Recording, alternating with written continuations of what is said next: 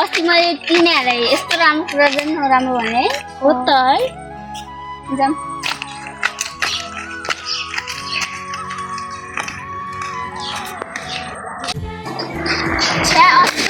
उनीहरूले त्यस्तो राम्रो भन्दा मैले नराम्रो भयो नि है हो त है जाउँ हामी साथीहरूसँग मिलेर बसौँ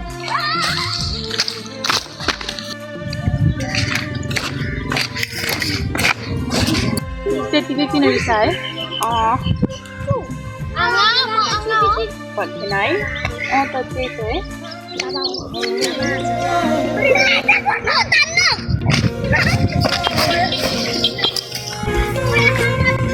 भन्थेन है त त्यही त है